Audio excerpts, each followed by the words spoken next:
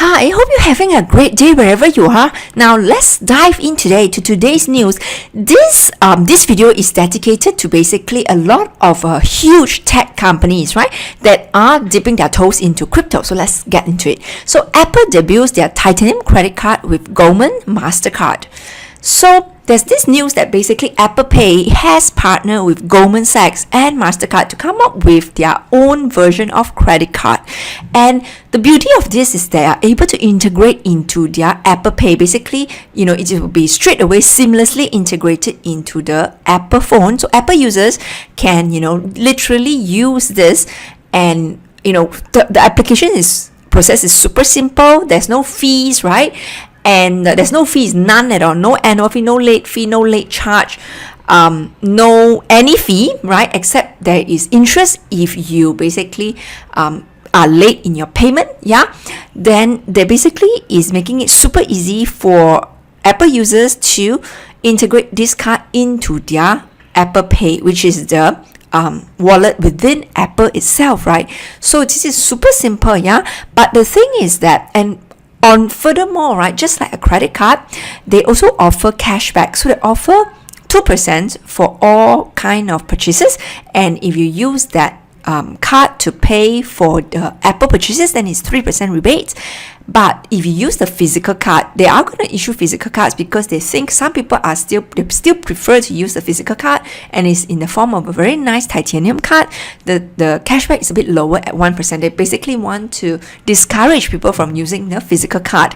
But in any case, right, this shows that probably Apple Pay itself is not so popular, hence they're coming up with this kind of new feature. Though you must say that it is brilliant because Apple itself has already created a very huge base of loyal customers, right? That they may not, we all know now that they do not have the best features of phones, and their phones are expensive given that the features they have, right? But Apple users will still continue to use Apple, right? It's just the majority of them will be really loyal fans regardless. It's almost like they really love the simplicity and the intuitiveness of the user interface and have been so used to it. So if you ask them now to switch to another Android phone, right, that's not Apple, it will take them basically up a learning curve, and which a lot of people has a problem with that. It basically habits die hard, yeah, and that's why now. The thing is, though, it has nothing to do with crypto on the surface level, but actually has everything to do with crypto. Why is that? It's because, you see, the thing is this, for Apple, right, if they want to make their user base even bigger, and in the future, if crypto continue to expand in adoption via other means, right, and every other day more merchants are onboarded to receive crypto, then it is foreseeable that one day, right, it'll be great news and totally, great and really pushing to mainstream if Apple Pay, and in this case their credit card, if their credit card able to accept Bitcoin, Ethereum, right, XRP, in addition to fiat money, because honestly, fiat is just a medium of exchange that is being accepted now via this Apple credit card, right? But what if they also expand that support, right, acceptance support to accept crypto? Then we are talking about really, really huge, pushing really to the mainstream, and that will be really, really good. So there was an estimate by Goldman analysts that basically they think that this Apple card will have 21 million users who spend about $1,000 per month, generating $882 million in revenue for Apple.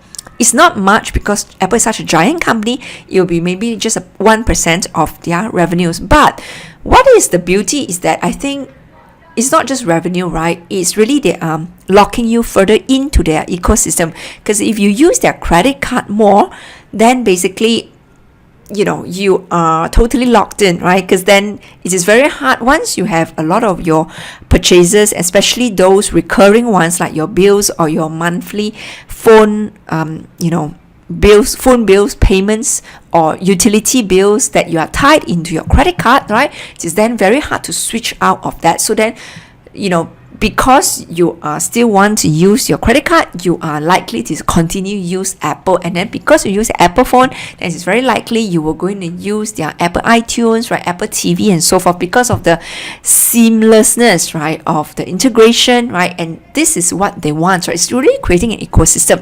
So that I can totally understand, and this is definitely one of those big news in the tech world and for finance as well, because then basically you're seeing the banks, one of their major revenue stream being the credit card is going to be eroded away with Apple credit card coming along. Yeah. So now the thing is this though, what is more important and what was more interesting though for crypto is that if Apple one day also support accepting crypto via this credit card, then then it'll be really good for crypto. After all, it is not unforeseeable given that the founders of Apple, Tim Cook, Steve Jobs, right? They are very different, contrarian people, right? Who, unlike the masses, right? They basically would like to do things that benefit everyone. So Bitcoin is in the same spirit, right? And it is hoped that in this regard, then Apple will eventually follow the ethos, the kind of mindset of their founders, right? And then embrace crypto. Then it will be really great news and a true celebration for the crypto community.